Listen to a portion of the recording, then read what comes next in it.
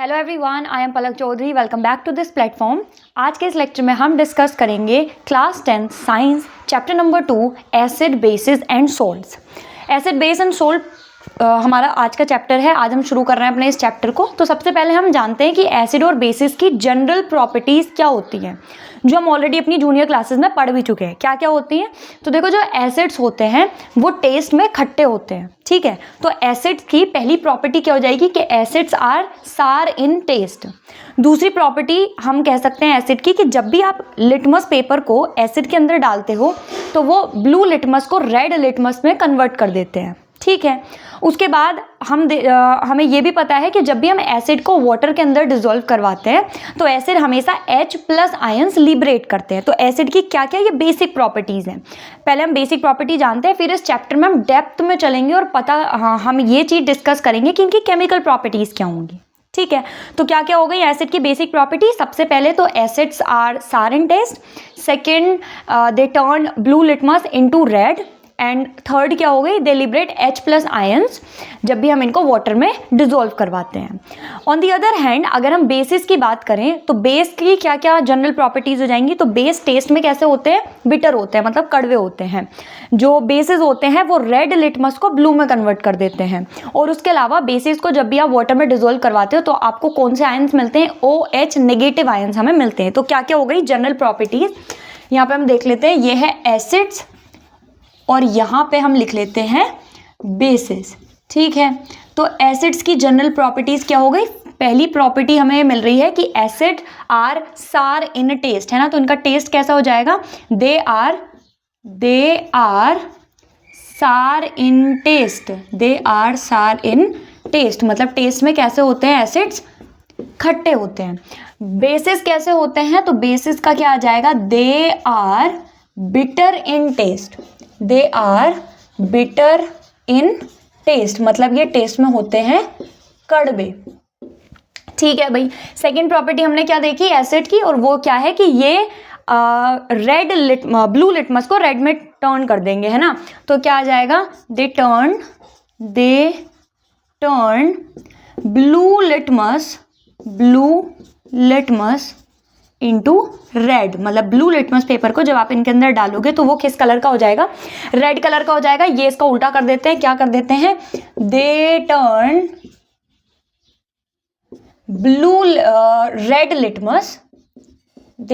Red litmus into blue. ये कुछ basic properties हैं जो हम सब जानते हैं एसिड और बेसिस की। क्या क्या है कि एसिड टेस्ट में खट्टे होते हैं, बेसिस टेस्ट में कड़वे होते हैं। एसिड ब्लू लिटमस को रेड में कन्वर्ट कर देते हैं और बेसिस क्या कर देते हैं?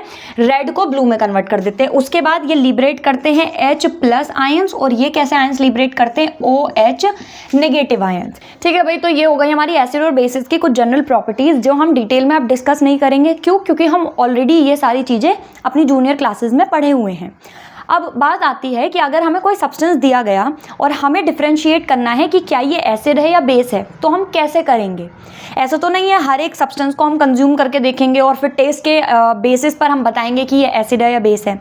ऐसा नहीं कर सकते, क्योंकि हमें नहीं पता जो भी चीज़ हम कंज्यूम करने जा रहे हैं वो डेंजरस भी हो सकती है हमारे लिए।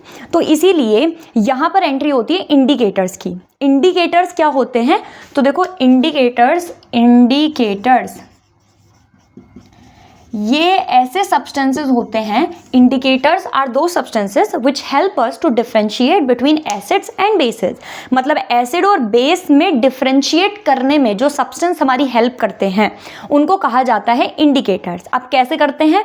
तो जब भी आप इंडिकेटर को एसिड या बेस या किसी भी सॉल्यूशन के अंदर डालते हो तो ऑन द बेसिस ऑफ उसका नेचर कि वो एसिड है या बेस है, वो अपने कलर को वेरी कर लेता है, ठीक है। मतलब आपने किसी एक इंडिकेटर को एक सॉल्यूशन के अंदर डाला, अगर वो एसिड है तो आपको एक अलग कलर दिख जाएगा, अगर वो बेस है तो आपको कोई अलग कलर दिखेगा। तो बेस कलर के आधार पे हम डिफरेंशिएट कर लेते हैं कि ये एसिड है या बेस है। मतलब ऐसा होता है कि इंडिकेटर कुछ पर्टिकुलर कलर शो करते हैं अगर आप उन्हें एसिड में डालते हैं, या कुछ और दूसरा कलर, एक पर्टिकुलर रेंज ऑफ कलर हमें शो करते हैं अगर आप उन्हें बेस में डालते हैं। और जैसे ही हम उन्हें डाल रहे हैं, हमें अगर वो रेंज ऑफ कलर मिल रहे हैं तो हम कह देंगे कि ये एसिड है या फिर बेस है। तो समझ गए क्या होते हैं इंडिकेटर्स। इंडिकेटर्स ऐसे सब्सटेंसेस होते हैं जो एसिड और बेस में डिफ्रेंशिएट करने में हेल्प करते हैं। ठीक है, अब इंडिकेटर्स दो तरह के होते हैं, एक होते हैं नेचुरल इंडिकेटर्स, एक होते हैं सिंथेटिक इंडिकेटर्स।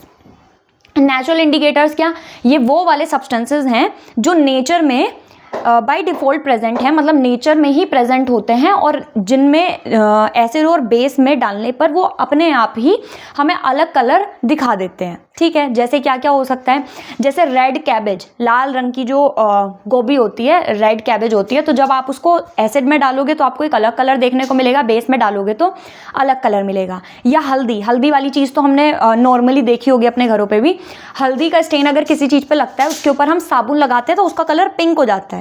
जैसे ही हम उसे पानी से रिंस ऑफ कर देते हैं तो वो फिर से येलो कलर का हो जाता है। इसका मतलब जो हल्दी है, जो टर्मरिक है, वो एसिड और बेसिक सोल्यूशन में जाने पर अपना कलर डिफरेंट शो करती है ना। जैसे ही बेस उस पर लगता है, साबुन लगती है जो कि एक बेस है, तो वो पिंक कलर की हो जाती है। तो जैसे टर्मरिक हो गई, रेड कैबेज हो गई, या लिटमस हो गया, लिटमस भी एक नेचुरल इंडिकेटर होता है। ठीक है, दूसरी तरफ आते हैं सिंथेटिक इंडिकेटर्स। ये कौन से इंडिकेटर हैं, तो ये वो सब्सटेंसेस हैं जिनको हमने केमिकल का इस्तेमाल करके बनाया है just to differentiate between acid and bases. जैसे हम बात कर सकते हैं मिथाइल ऑरेंज या फिनोल्थिलीन हो गया, या फिर यूनिवर्सल इंडिकेटर हो गया। तो ये वो सब्सटेंसेस हैं जो हमें एसिड और बेस में डिफरेंट बताएंगे, अंतर बताएंगे, लेकिन ये नेचर में प्रेजेंट नहीं होते, इनको हमने बनाया है। तो इंडिकेटर्स हो गए दो तरह के। एक और तरह के इंडिकेटर होते हैं जिनको हम बोलते हैं ऑल्फैक्टरी इंडिकेटर। इंपॉर्टेंट है ये, ध्यान रखना। Olfactory indicators, olfactory indicators. अब ये कैसे इंडिकेटर्स होते हैं, तो जो नॉर्मल इंडिकेटर्स हैं वो तो अपने कलर में चेंज करने है ना, चेंज इन कलर, अपने कलर में चेंज इन कलर, मतलब जो नॉर्मल इंडिकेटर्स होते हैं वो अपने कलर में चेंज करते हैं एसिड और बेसिक मीडिया में जाने पर, और उससे ही हमें पता चलता है कि कौन सी चीज़ एसिडिक है और कौन सी बेसिक है। लेकिन जो ऑल्फैक्टरी इंडिकेटर्स होते हैं ये ऐसे इंडिकेटर हैं जो कलर में अंतर शो नहीं करेंगे, बल्कि इनकी स्मेल में डिफरेंस हमें मिलेगा।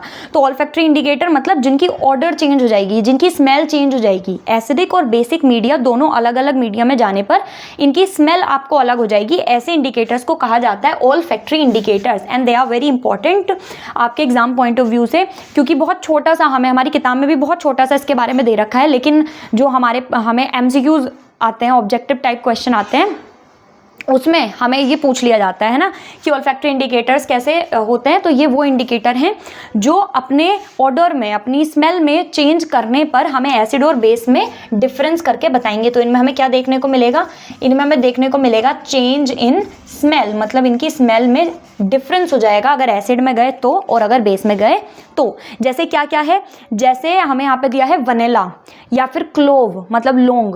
तो ये ऐसी चीज़ें हैं जो एसिड में जाएंगी तो उनका कलर अलग हो जाएगा और बेस में जाएंगी तो उनका कलर अलग हो जाएगा। तो हमने क्या क्या देख लिया, एसिड और बेसिस की बेसिक प्रॉपर्टी, बहुत ही बेसिक प्रॉपर्टीज़ हैं, और उसके साथ हमने इंडिकेटर समझ लिए क्या होते हैं। ठीक है, इंडिकेटर्स, ऑल्फैक्टरी इंडिकेटर्स, ये सारी चीज़ें।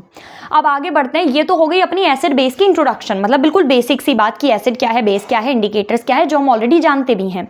अब डिटेल में हम देखते हैं कि भाई इनकी जो केमिकल प्रॉपर्टीज़ हैं वो क्या क्या हैं। केमिकल प्रॉपर्टीज़ में जैसे हम क्या देखेंगे, तो हम अब ये समझते हैं कि एसिड और बेस को अगर हम किसी पर्टिकुलर चीज़ के साथ रिएक्ट करवाएंगे तो हमें क्या मिलेगा। एसिड को अगर हम किसी मेटल के साथ रिएक्ट करवाएंगे तो हमें क्या मिलेगा, बेस को किसी मेटल के साथ रिएक्ट करवाएंगे तो क्या मिलेगा, एसिड को हम किसी ऑक्साइड के साथ रिएक्ट करवाएंगे या बेस को किसी पर्टिकुलर ऑक्साइड के साथ रिएक्ट करवाएंगे तो क्या मिलेगा। तो ये जो स्पेसिफिक केमिकल प्रॉपर्टीज़ हैं वो हम समझते हैं। ठीक है, सबसे पहले हम देखते हैं कि how do acid and basis react with metal, मतलब एसिड और बेस दोनों ही जब मेटल के साथ रिएक्ट होते हैं तो हमें क्या मिलता है। सबसे पहली केमिकल प्रॉपर्टी क्या हो गया, यहाँ पे मैं लिख देती हूँ, सबसे पहला हो जाएगा reaction with metal. Reaction with metals, metals के साथ में एसिड और बेसिस को हम जब रिएक्ट करवाएंगे तो हमें क्या मिलेगा। आई होप मेटल्स तो सबको पता ही है क्या होता है ना, मेटल्स क्या होता है पता है। ठीक है, तो हम देखते हैं जब मेटल्स के साथ हम एसिड और बेस की रिएक्शन करवाएंगे तो क्या होता है। तो देखो ध्यान रखना, इंपॉर्टेंट रिएक्शन है। जब भी एसिड या कोई बेस मेटल के साथ रिएक्ट करता है तो हमें प्रोडक्ट में सॉल्ट और हाइड्रोजन गैस मिलती है। बहुत इंपॉर्टेंट रिएक्शन है कि जब भी चाहे तो एसिड या फिर बेस, दोनों में से कोई भी चीज जब ये मेटल के साथ रिएक्ट करती है, मेटल के साथ इसकी रिएक्शन होती है, तो हमें क्या मिलता है? तो हमें एक तो सोल्ट मिलती है ना, मेटेलिक सोल्ट मिलती है, और साथ में क्या मिलता है? साथ में हमें मिलती है हाइड्रोजन गैस। हाइड्रोजन गैस, इस कॉन्सेप्ट पे रिलेटेड हमें कई सारे क्वेश्चन डायरेक्टली इनडायरेक्टली देखने को मिलते हैं। तो ये आप ध्यान रखना कि जब भी एसिड या बेस मेटल के साथ रिएक्ट होंगे तो हमें क्या मिलेगा प्रोडक्ट में? सोल्ट और मिलेगा हाइड्रोजन गैस। अब इसके कुछ एग्जांपल देखते हैं। जैसे देखो, सबसे पहले हम देख लेते हैं एसिड के साथ कैसे रिएक्ट हो रहा है। ठीक है, तो एसिड के साथ जैसे देखो कोई मेटल हम लेते हैं, मेटल मान लो हमने ले लिया मैग्नीशियम। मैग्नीशियम एक मेटल है। अब इसको हम किसके साथ? एसिड के साथ रिएक्ट करवाएंगे, तो हम इसकी रिएक्शन करवा देते हैं हाइड्रोक्लोरिक एसिड के साथ में, HCl के साथ में हमने क्या करवाई? इसकी रिएक्शन करवाई। HCl के साथ रिएक्ट करने पर हमें क्या मिलेगा? तो देखो सोल्ट मिल रहा है, इसका मतलब मैग्नीशियम क्लोराइड हमें मिलेगा, है ना, MgCl2। तो हमें क्या मिल जाएगा? मैग्नीशियम क्लोराइड मतलब MgCl2। और साथ में क्या बचा? हाइड्रोजन गैस बची, है ना, तो हमें क्या मिल जाएगा? हाइड्रोजन गैस मिल जाएगी। अब इस रिएक्शन को हमें बैलेंस करना पड़ेगा। बैलेंस करना रिएक्शन को हम अपने फर्स्ट चैप्टर में ऑलरेडी पढ़ चुके हैं। तो क्या है, कैसे बैलेंस करेंगे? देखो मैग्नीशियम मैग्नीशियम, क्लोरीन 2 है, हाइड्रोजन 2 है, तो यहाँ पे हम 2 लगा देंगे। ये हो गया अपना पहला एग्जाम्पल एसिड के साथ रिएक्ट का, कि देखो आपने मेटल की रिएक्शन एसिड के साथ कराई तो हमें सोल्ट और हाइड्रोजन गैस मिल गई। अब देख लेते हैं बेस के साथ में।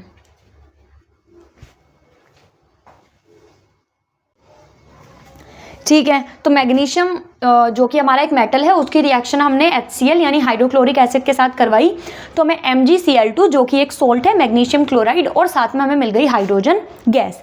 अब देखते हैं कि अगर हम मेटल की रिएक्शन बेस के साथ करवाएंगे तो क्या होगा। तो बेस हम मेटल हम ले लेते हैं, मान लो हमने लिया जिंक ले लिया ना, जिंक इज ऑल्सो मेटल।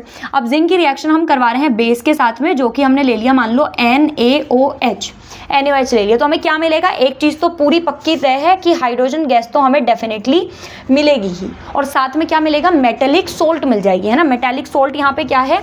जैसे Na2ZnO2, तो हमें क्या मिल जाएगा? ये Na2ZnO2 मतलब सोडियम जिंकेट हमें मिल गया। तो ये मिल गया हमें सोडियम जिंकेट। तो अब इसको जरा बैलेंस कर लो। देखो जिंक सोडियम यहाँ पे 1 है, यहाँ पे सोडियम 2 है, तो यहाँ पे हम 2 लगा देते हैं। ऑक्सीजन भी 2 हो गया, हाइड्रोजन भी 2 हो गया। ये हो गई अपनी बैलेंस इक्वेशन। तो यहाँ पे ये ध्यान रखो, ये हमारी पहली केमिकल प्रॉपर्टी हमें देखने को मिली किसकी? एसिड एंड बेसिस की। क्या देखने को मिली? कि जब भी एसिड या बेस की मेटल के साथ रिएक्शन कराई जाती है तो हमें हमेशा सोल्ट और हाइड्रोजन गैस मिलती है। और इसका एग्जाम्पल हमने देख लिया। एग्जाम्पल बहुत इंपॉर्टेंट है। हर एक केमिकल रिएक्शन का दो एग्जाम्पल आपको पता होने चाहिए। मतलब हर एक जो भी रिएक्शन हम जो केमिकल प्रॉपर्टीज़ पढ़ेंगे उनके 2 आपको केमिकल इक्वेशंस पता होनी चाहिए। ठीक है, तो ये हमारी 2 इक्वेशन हो गई जो हमें यहाँ पे देख ली। अब हम सेकेंड प्रॉपर्टी देखते हैं, और वो क्या है कि how do acid react with metal carbonate and metal hydrogen carbonate. क्या होते हैं मेटल कार्बोनेट और मेटल हाइड्रोजन कार्बोनेट?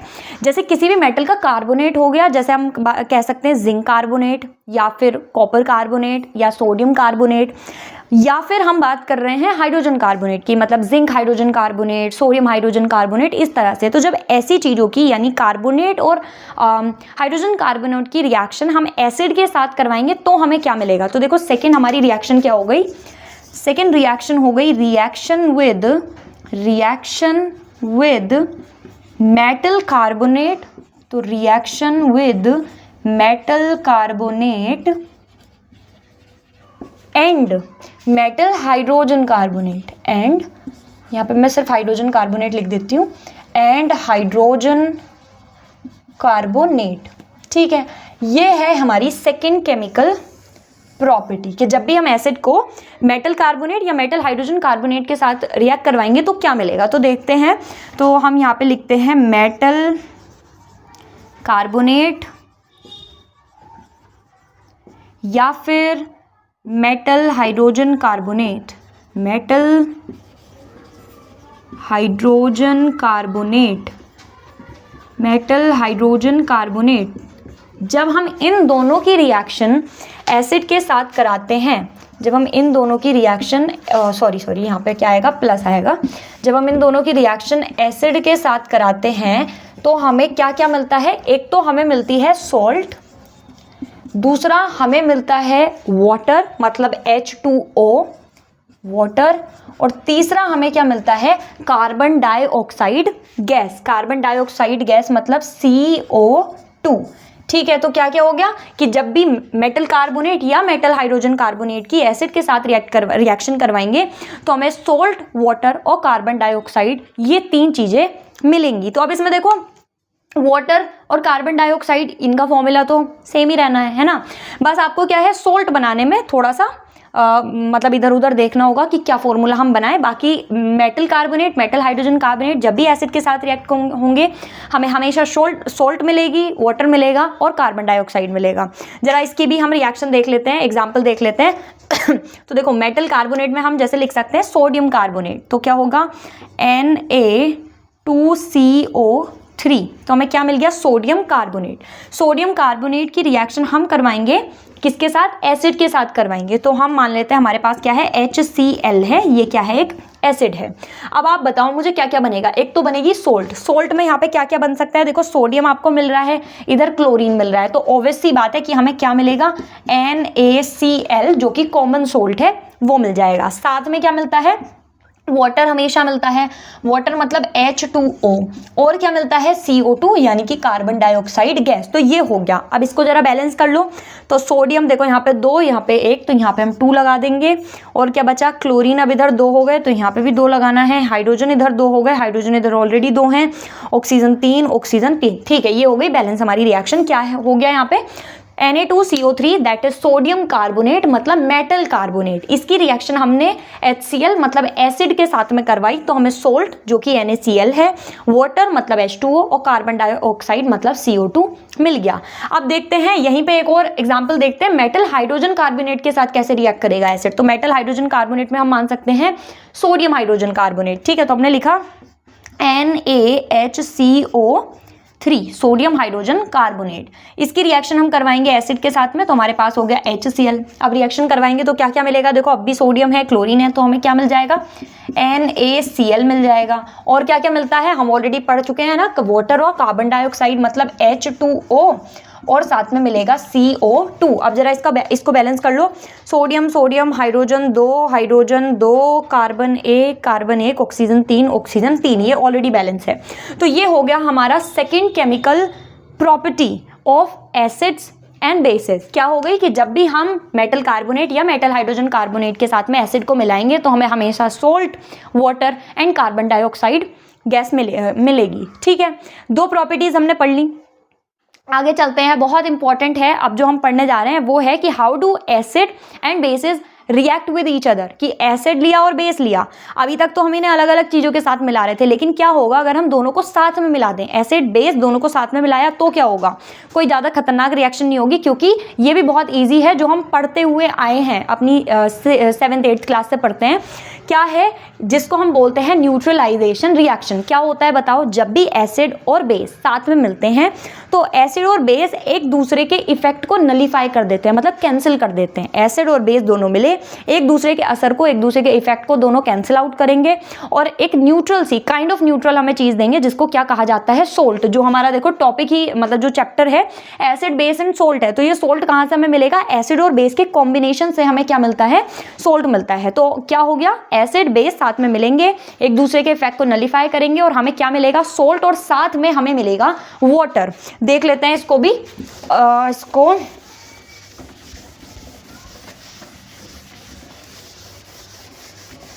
तो अब हम देखते हैं थर्ड क्या है।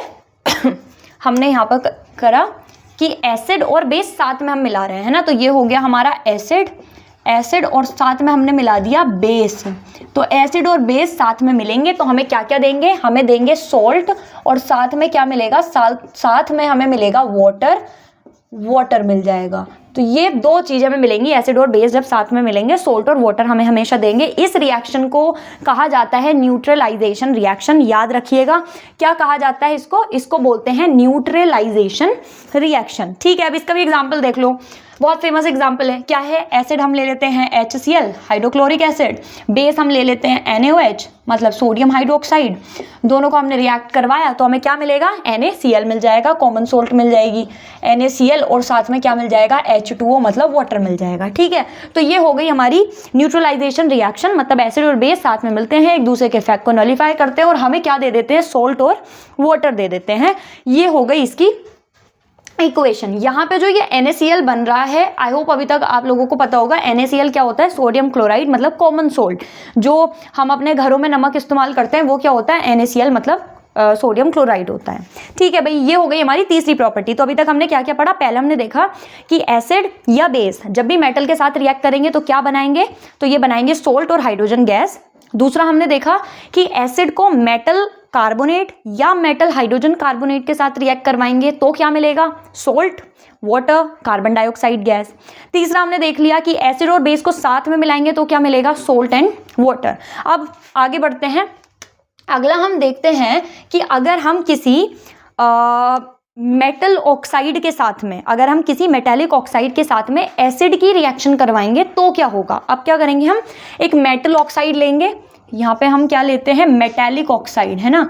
अब हम लेंगे एक मेटालिक ऑक्साइड, मतलब मेटल का ऑक्साइड होना चाहिए, जैसे कॉपर ऑक्साइड, जैसे जिंक ऑक्साइड, जैसे मैग्नीशियम ऑक्साइड। तो इस तरह से तो हम एक मेटल का ऑक्साइड लेंगे और उसके साथ में हम क्या, किस चीज़ की रिएक्शन करवाएंगे? हम करवाएंगे एसिड की रिएक्शन। ओके, तो मेटल ऑक्साइड और साथ में करवा दी एसिड की रिएक्शन, तो क्या होगा भाई? तो क्या होगा? तो हमें मिलता है जो हमने जैसे ऊपर पढ़ा ना, न्यूट्रलाइजेशन रिएक्शन। तो यहाँ पे भी हमें न्यूट्रलाइजेशन रिएक्शन वाले प्रोडक्ट ही मिलते हैं। मतलब क्या क्या? हमें सोल्ट मिलता है और साथ में हमें वाटर मिलता है, सोल्ट मिलता है और वाटर मिलता है। ठीक है, तो मेटालिक ऑक्साइड और एसिड को जब मिलाएंगे तो हमें सोल्ट और वाटर मिल जाएगा। अब इसका एग्जाम्पल, अच्छा एग्जाम्पल देखने से पहले एक इंपॉर्टेंट चीज़ मैं बताती हूँ। मुझे बताओ, अभी अभी हमने जैसे रिएक्शन पढ़ी कि एसिड के साथ जब भी बेस मिलता है तो हमें सोल्ट और वाटर मिलता है। अब यहाँ पे भी एसिड के साथ हमने कुछ चीज़ मिलाई और हमें क्या क्या मिल गया? सोल्ट और वाटर मिल गया। तो आप मुझे बताओ, अगर मैं ये छुपा दूँ और आपसे पूछा जाए कि एसिड के साथ क्या मिला होगा कि सोल्ट और वाटर मिला, तो क्या मिलता है? एसिड के साथ बेस मिलता है। लेकिन हमने देखा तो मेटालिक ऑक्साइड है। दैट मीन्स जो मेटालिक ऑक्साइड है, ये जो मेटालिक ऑक्साइड है ये किसकी तरह बिहेव करता है? बेस की तरह बिहेव करता है। तो metallic oxide are basic in nature. इसको याद रखना है कि जितने भी मेटालिक ऑक्साइड होते हैं ये नेचर में कैसे होते हैं? बेसिक होते हैं। तभी तो एसिड के साथ कोई बेसिक नेचर वाली चीज आप मिलाओगे जो कि मेटालिक ऑक्साइड है, तभी हमें सोल्ट और वाटर मिलेगा। तो ये हमें याद रखना है कि metallic oxide are basic in nature. अब जरा इसके एग्जाम्पल देख लेते हैं। तो देखो, मेटालिक ऑक्साइड हमने लिया जैसे कॉपर ऑक्साइड CuO, एसिड हमने ले लिया जैसे HCl, ठीक है, HCl। तो हमें क्या मिलेगा? Copper oxide HCl। Copper oxide एक मेटल का ऑक्साइड है, एसिड क्या है? HCl हमारा एक एसिड हो गया। जब हमने इन दोनों की रिएक्शन करवाई तो हमें सोल्ट मिलेगा। सोल्ट मतलब हमें कॉपर क्लोराइड मिलेगा, है ना। तो हमें क्या मिलेगा? CuCl2 मतलब कॉपर क्लोराइड, और साथ में क्या मिलता है? वाटर। वाटर मतलब H2O। ठीक है, अब इसको जरा देख लो भाई, बैलेंस है या नहीं है? Copper copper, oxygen oxygen, hydrogen, देखो यहाँ पे 2 हाइड्रोजन है, क्लोरीन भी 2 है, तो हम यहाँ पे 2 लगा देते हैं। ये हो गई हमारी बैलेंस इक्वेशन। समझ में आई? ठीक है, तो ये हो गया अपना 4th chemical property. 5th and the last chemical property of acid and basis, वो क्या है कि अब बिल्कुल इसको उल्टा कर दो। उल्टा मतलब अब हम मेटालिक ऑक्साइड नहीं, बल्कि अब हम एक नॉन मेटालिक ऑक्साइड लेंगे। क्या लेंगे? एक नॉन मेटालिक ऑक्साइड लेंगे। ठीक है, ले लिया। इसकी रिएक्शन एसिड के साथ नहीं बल्कि किसके साथ? एक बेस के साथ करेंगे इसकी रिएक्शन। ठीक है भाई, बेस के साथ कर ली। क्या मिलेगा हमें? अब भी हमें वही मिलेगा जो न्यूट्रलाइजेशन रिएक्शन में मिलता है, मतलब हमें सोल्ट और साथ में वाटर, ये ही 2 चीजें अब भी मिलेंगी। क्या क्या? नॉन मेटालिक ऑक्साइड और बेस को मिलाया तो सोल्ट और वाटर मिल गया। अब जरा फिर से वही कॉन्सेप्ट लगाओ, बेस के साथ में क्या मिलाएं कि हमें सोल्ट और वाटर मिले? तो बेस के साथ एसिड मिलता है तभी सोल्ट और वाटर मिलता है, लेकिन हमने क्या मिलाया है? नॉन मेटालिक ऑक्साइड मिलाया है। इसका मतलब नॉन मेटालिक ऑक्साइड किसकी तरह बिहेव करेगा? तो ये बिहेव करेगा एसिड की तरह। तो non metallic oxide acidic nature के होते हैं। नॉन मेटेलिक ऑक्साइड कैसे नेचर के हो जाएंगे? एसिडिक नेचर के हो जाएंगे। तभी हम जब किसी एसिडिक नेचर वाली चीज को बेस के साथ मिलाएंगे, एसिड और बेस मिलेंगे, तभी हमें सॉल्ट और वाटर मिलता है। तो it means non metallic oxide are acidic in nature. ठीक है भाई, ओके। अब इसका भी एग्जाम्पल देख लेते हो। जैसे कार्बन डाइऑक्साइड हमने ले लिया है ना, CO2, कार्बन का ऑक्साइड, तो कार्बन क्या है? नॉन मेटल है, तो CO2 हो गया। इसको हमने बेस के साथ मिलाया तो हमने यहाँ पे NaOH मतलब सोडियम हाइड्रोक्साइड के साथ हमने रिएक्शन करवाई, जो कि एक बेस है। तो हमें क्या मिलना चाहिए? तो हमें मिल रहा है यहाँ पर सोडियम कार्बोनेट Na2CO3। देखो सोडियम ये हो गया और ये यहाँ पे आ गया, तो सोडियम कार्बोनेट। और क्या मिलेगा? और हमें मिलेगा वाटर मतलब H2O। अब जरा देख लो, इसको बैलेंस करना है। क्या बैलेंस करना है? कार्बन कार्बन, ऑक्सीजन 2 और एक 3, 3 और एक 4 यहाँ पर हो रहे हैं, तो यहाँ पे 2 लगा दो। अब क्या हो गया? देखो ऑक्सीजन अपने 4 हो गए, इधर 3 और एक 4 हो गए, सोडियम 2 हो गया, सोडियम 2 हो गए। ठीक है, ये हो गई अपनी बैलेंस केमिकल इक्वेशन। तो ये हो गई हमारी chemical properties of acid and basis. क्या क्या है फटाफट समराइज करो। पहली हमने ये देखी कि जब भी एसिड और बेस की हम मेटल के साथ रिएक्शन करते हैं तो हमें क्या मिलता है? हमें हमेशा मिलता है सोल्ट और हाइड्रोजन गैस। दूसरा हमने देखा एसिड की रिएक्शन मेटल कार्बोनेट या मेटल हाइड्रोजन कार्बोनेट के साथ कराते हैं तो क्या मिलता है? तो हमें मिलता है salt, carbon dioxide and water. Third हमने देखा एसिड और बेस जब साथ में मिलते हैं तो क्या बनता है? तो बनता है सोल्ट एंड वाटर। और इसी रिएक्शन को क्या कहा जाता है? न्यूट्रलाइजेशन रिएक्शन, जो यहाँ पे है। ठीक है, उसके बाद हमने देखा कि जब हम किसी मेटेलिक ऑक्साइड को एसिड के साथ मिलाते हैं तो भी हमें सोल्ट और वाटर मिलता है। और यहाँ से हमें पता चला कि metallic oxides are basic in nature. और फिफ्थ प्रॉपर्टी हमने देख ली कि जब भी हम नॉन मेटेलिक ऑक्साइड को किसी बेस के साथ मिलाते हैं तो भी हमें क्या मिलता है? सोल्ट और वाटर मिलता है। और यहीं से हमें पता चलता है कि non metallic oxides are acidic in nature. ठीक है, तो ये हमने सारी चीज़ें यहाँ पे कवर कर ली। आई होप इतना क्लियर है। आगे का हम अब सेकेंड लेक्चर में देखेंगे। तब तक के लिए थैंक यू।